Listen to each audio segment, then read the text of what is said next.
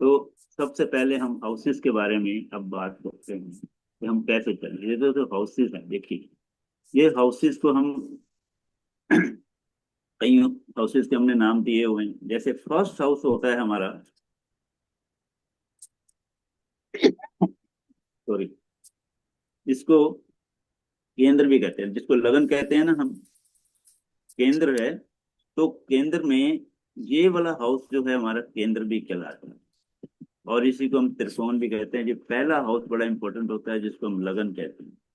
तो हम पहले हाउस से इसको कहते हैं केंद्र और त्रिकोण। दूसरा होता है पनफर और मार्क, मारक, मारक होता है। लेकिन इसके साथ और भी ये थोड़े से नाम हैं, ये आपको थोड़े से याद रखने हैं, ठीक है। दूसरा होता है, तीसरा हाउस होता है उपचयन और अपोक्लिंग बोलते हैं इसे, इनके नेम्स हैं। ये फोर्थ हाउस फिर केंद्र आ जाता है।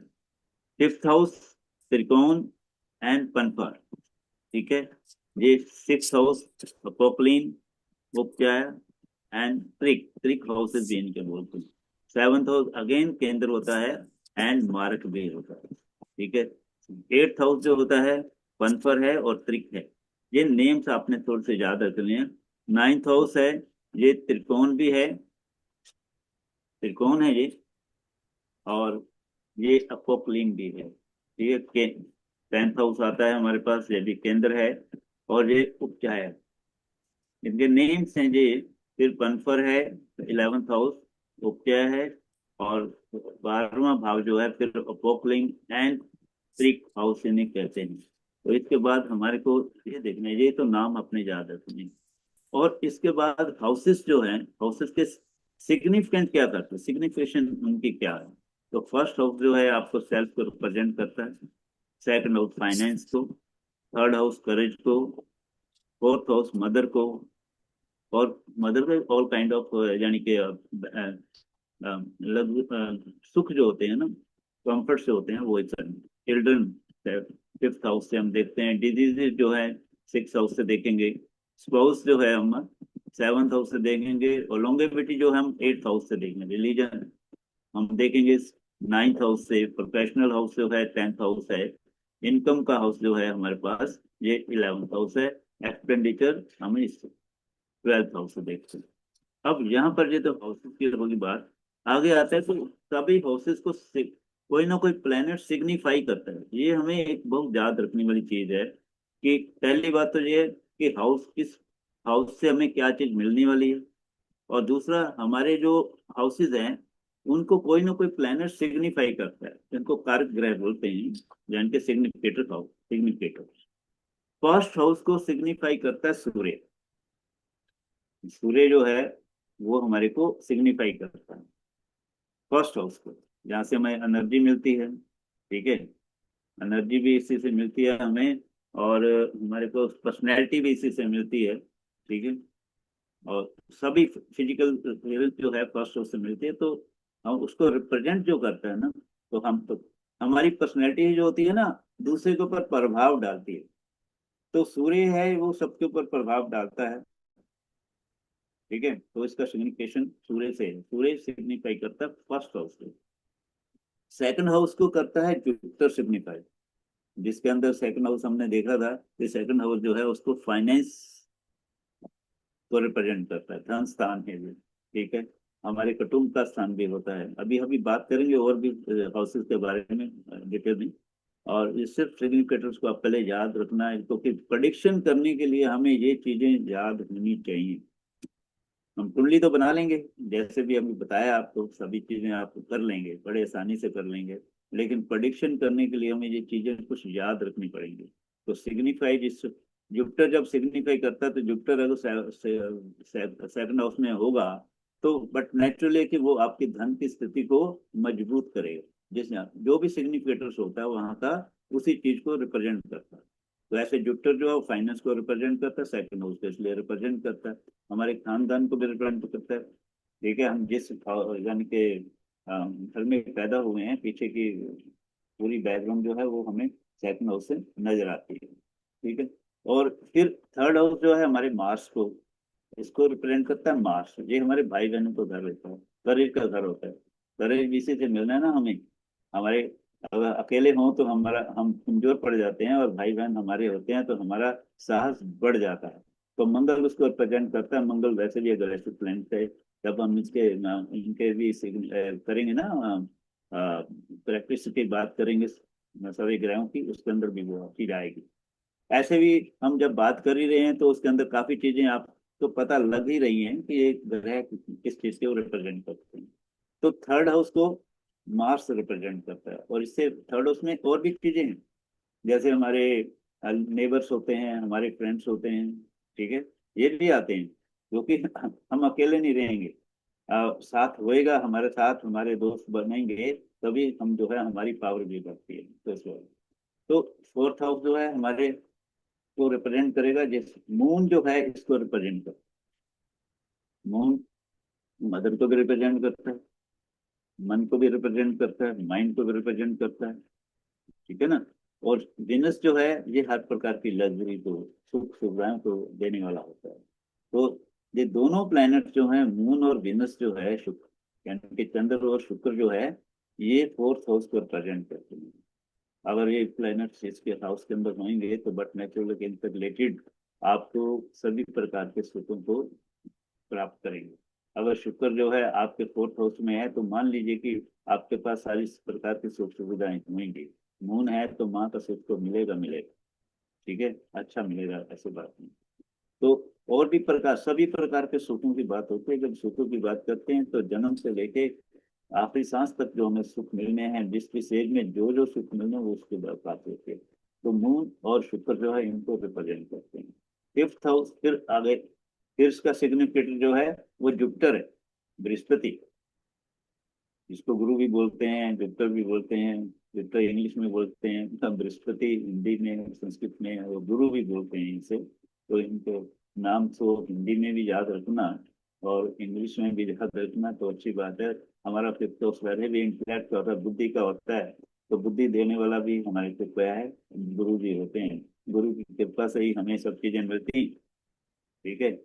तो कोई ना कोई तो गाइडर होना चाहिए ना हमारे पास। गाइड होता है तो तभी तो हम आगे बढ़ते हैं। तो बिना गाइड के हम नहीं करते। तो गाइड करने वाला ही व्यक्ति को गुरु कहा जाता है, ठीक है। बट टीचर्स भी वही होते हैं, और भी सब चीजें हैं। तो सॉरी।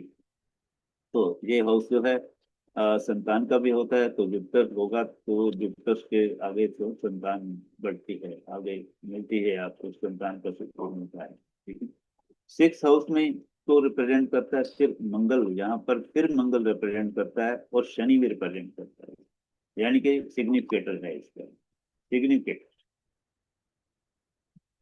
सिग्निफाई करते हैं, मार्स भी इसको यहाँ करता है, और शनि भी करता है। तो यहाँ पर सिक्स हाउस तो वैसे भी हमें डिजीज का, शत्रु का होता है। तो शत्रु को, शत्रु हमारे ऊपर हैवी रहेगा, जहाँ हम उसके ऊपर हैवी रहेंगे, ये उसको बताएगा। और दूसरी बात है कि जहाँ डिजीज की बात होती है, अगर बीमारी है कौन कौन सी होंगी। एक है शनि है, शनि से रिलेटेड बीमारियां होती हैं, बड़ी स्लो बीमारियां जो चलती हैं, जैसे कैंसर टाइप होता है, पता नहीं लगता कब आएगी और कितने दिनों में जाएगी, जो सब पता नहीं लगता है, ठीक है। और ये सब चीजें जो है हमारी जो है, मंगल, मंगल भी जहाँ का है, तो मंगल भी क्या देता है हमारे को, डिजीज जो मिलेंगी, इससे भी रिलेटेड हो सकती है वो। और जो हमारे ननहाल का भी घर होता है, आपको बता दें, आपको मामा का, नानी का, मम्मी का, जो ऐसे उसको, उसका भी सुख को प्राप्ति करने के लिए हमें इसी हाउस को देखना पड़ेगा।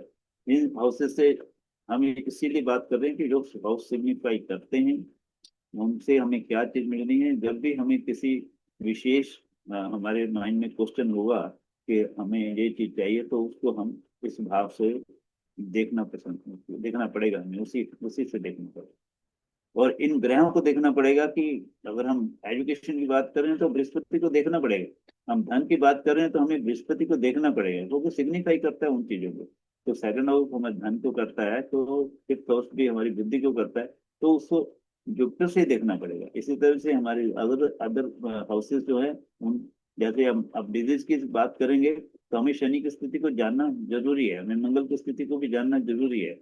और अगर हम अपने मामा की बात करेंगे, जब उधर के हमारे पेरेंटल जो हमारे रिश्ते होते हैं उनकी बात करेंगे, तो इन्हीं प्रोसेस को जानने को जरूरी है, इन प्लानर्स को भी जानना जरूरी है कि इनकी स्थिति क्या है। अगर ये प्लानर्स अपनी अच्छी स्थिति में होंगे तो हम, बट नेचुरल वहां से भी फायदा होगा। सेवंथ हाउस अगेन शुक्र को रिप्रेजेंट करता है।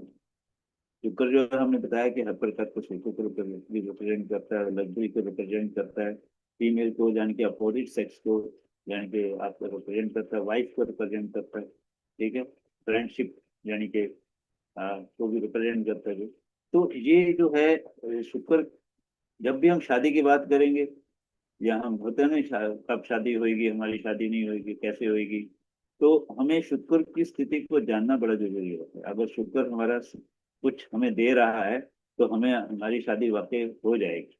अगर ये खराब पड़ गया तो हमें शादी होने के बाद भी सुख नहीं मिलेगा, जैसा मिलना चाहिए, जो चीजें मिलनी चाहिए वो नहीं मिलती। And the same manner eighth house जो है हमारे पास आता है, तो एट्थ हाउस कुछ हमारी लोंगेविटी का होता है, हमारी आयु का होता है। तो सैटर्न इसको रिप्रेजेंट करता है कि हमारी लोंगेविटी कैसी होगी, सैटर्न की स्थिति बताएगी कि हमारी लंबी लाइफ होएगी या शॉर्ट लाइफ होएगी या कैसी लाइफ होएगी। तो हमें जब भी उम्र के बारे में, एज के बारे में किसी ने क्वेश्चन किया, तो हमें शनि की स्थिति को जानना बड़ा जरूरी है। एट्थ हाउस को भी जानेंगे लेकिन शनि को भी जानना जरूरी है। एट्थ हाउस से बात करते हैं तो उसको उसका सिग्निफिकेटर तो जरूरी है उसको देखना, ठीक है। किस स्थिति को देखा जाएगा, कैसा पड़ा हुआ है, कितनी डिग्री पर है, कौन सी राशि में है, ये सब चीजें देखी जाएंगी। लेकिन इनको आपने याद रखना कि हमारा कोई भी जो प्रश्न होगा, जहाँ हमारे पास जो क्लाइंट आएगा उसको, उसने जब प्रश्न किया तो हमारा उससे किस हाउस से रिलेटेड है, किस प्लैनेट से रिलेटेड है, इसलिए ये चीजें हमें याद रखनी है। ठीक है, नाइन्थ हाउस फिर आता है हमारे पास, तो उसको भी सन रिप्रेजेंट करता है, यानी कि रिप्रेजेंटेशन मीन यानी कि सिग्निफाई करता है, और जुपिटर भी सिग्निफाई करता है। देखो जुपिटर अभी थर्ड पोजीशन पे आ गया, कि उसको ज्यादा रिप्रेजेंट कर रहा है वो सारी क्वालिटी, ठीक है। भाग्य का, ये भाग्य का स्थान होता है, तो सूर्य भी रिप्रेजेंट करता है वहां पर जी, और जुपिटर भी रिप्रेजेंट करता है। तो भाग्य की स्थिति को भी जानने के लिए हमें इससे जुपिटर को और सूर्य को देखना पड़ता है कि हमारा आगे फॉर्चून हमारा कैसा है, ठीक है। और टेंथ हाउस सिग्निफाई जो करता है, इसके अंदर देखो काफी सारे प्लैनेट है, चार प्लैनेट सामने दिए हैं, मरकरी है, सूर्य है, जुपिटर है। जुपिटर फिर जहाँ पर आ गया, शनि भी वहां पर रिप्रेजेंट करता है। अगर देखा जाए तो, अगर हम देखा जाए तो टेंथ हाउस है, अगर लगन को में पहली राशि आती है, जब उसको एक नंबर मान ली, तो टेंथ हाउस का जो स्वामी होता है ना, टेंथ साइन का स्वामी जो होता है वो शनि ही होता है। तो शनि भी उसको सिग्निफाई करता है, बृहस्पति भी करता है। जॉब करेंगे या आप बिजनेस करेंगे, ये सारी चीजें हमें उसी से ही मिलनी है। उस हमारे पिता का सुख भी जो है, पिता का सुख भी हम उसी से देखते हैं, टेंथ हाउस से देखते हैं, और मरकरी भी वहां पर उसको भी रिप्रेजेंट करते हैं। सारे इन सभी प्लैनेट्स को हमें, वो अगर टेंथ हाउस की बात करनी, कैरियर की बात करनी है, क्योंकि कर्म क्षेत्र है ना वो, तो वो सारा हम इस टेंथ हाउस में जब बात करेंगे तो इन प्लैनेट्स को भी वहां पर हम इनको भी लेके चलेंगे कि इनकी स्थिति क्या है, कुंडली के अंदर इनकी स्थिति क्या है, वो हमें देखनी पड़ेगी। आप फिर इलेवंथ हाउस में फिर आपका जुपिटर आ गए, लाभ स्थान है, लाभ तो पैसे का ही होता है, तो हर एक चीज का लाभ होता है वैसे तो, लेकिन धन का लाभ जो है वो है, और रिस्पेक्ट भी हम हमारी लाभ में आती है। तो यहाँ पर जुपिटर जुपिटर रिस्पेक्ट भी दिलाता है। तो ये जुपिटर सभी चीजों देखने के लिए इसको भी देखना पड़ेगा। जैसे सूर्य हमें यानी कि रिस्पेक्ट दिलाता है, तो बृहस्पति भी हमारी रिस्पेक्ट दिलाता है जो है। तो वो भी रिस्पेक्ट तब मिलेगी जब हमारा आचरण अच्छे होंगे, तभी हमें रिस्पेक्ट मिलेगी। तो आचरण हमारे अच्छे तभी होंगे जब हमारा जुपिटर जो है हमारे को सिग्निफाई करे, अच्छे से सिग्निफाई करे, अच्छी पोजीशन पे बैठा हो, अच्छी साइन में बैठा हो, तभी ये चीजें हमारे को मिलती है, रिस्पेक्ट मिलती है। मेरी आवाज पूरा पर आ रही है आप तक? एक मिनट मेरे को बता दो, प्रियंका जी और शीतल जी। हाँ जी हाँ सर। सर। ठीक आ है, रही है आपकी आवाज। ठीक है। तो आगे हमारे पास ट्वेल्थ हाउस आता है। ट्वेल्थ हाउस का सिग्निफिकेटर फिर शनि होता है। ये एट पार यानी कि सब कुछ हमें जो ट्वेल्थ हाउस है, ये हमारे बेसिकली तो इसको व्यय का स्थान कहते हैं कि हम खर्च करते हैं, क्योंकि सब कुछ हमें अर्जित होता है, हमें लाभ मिलता है, हमारे पास पैसा आता है, तो हम उससे एंजॉय भी तो करते हैं ना। एंजॉय करना करेंगे तो हमें खर्च भी करना ही पड़ेगा, व्यय तो होगा ही ना। ठीक है, अगर हमें अपने घर में कोई सुविधाएं बढ़ानी है तो भी व्यय करना पड़ेगा। ठीक है। और अगर हमें कहीं ट्रैवल करना है तो भी व्यय करना पड़ेगा। अगर हमें अच्छे से जाके कहीं कैंडल नाइट डिनर करना है तो भी हमें व्यय करना पड़ेगा। हर प्रकार का एंजॉयमेंट करने के लिए, से अपने आप को सेटिस्फाई करने के लिए हमें खर्च तो करना पड़ता है, जो व्यय स्थान दिया हो। इससे हमें को ये भी पता लगता है कि हम जैसे ट्रैवल करेंगे, लॉन्ग ट्रैवल करेंगे, देश विदेश ट्रैवल करेंगे। ठीक है। तो सैटर्न की स्थिति को देखना पड़ेगा कि सैटर्न हमें लेके जाएगा तो नहीं जाएगा। और इस हाउस को जो हमारे रिप्रेजेंट करता है, जिस पार्ट को रिप्रेजेंट करेगा, उसको भी हमें इसी से ही देखना पड़ेगा। तो सब चीजें इन इन ग्रहों को, यानी कि इन हाउसेस के जो सिग्निफिकेंट है, ये थोड़े से आपको याद रखने पड़ेंगे कि हम जब भी बात करेंगे किसी भी चीज की, तो हमें इन सिग्निफिकेटर्स को भी, उनकी पोजीशन को भी हमें ध्यान में रखना पड़ेगा, उनकी पोजीशन को देखना। तो ये होती है इसकी बात। तो आगे हमारे पास आता है